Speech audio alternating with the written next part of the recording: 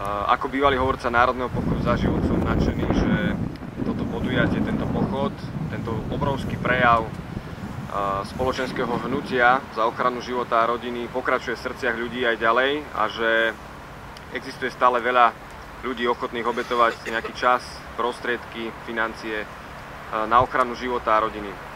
Som veľmi rád, že pochod žije a že jedným z jeho detí alebo diel je aj táto Aliancia za rodinu, ktorá vznikla v decembri a už k dnešnému dňu ju podporuje viac ako 80 organizácií. Je to naozaj veľmi silné hnutie a veľmi silný prejav smerom k celej spoločnosti.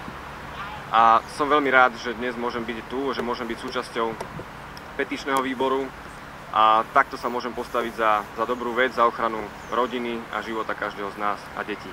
Ďakujem.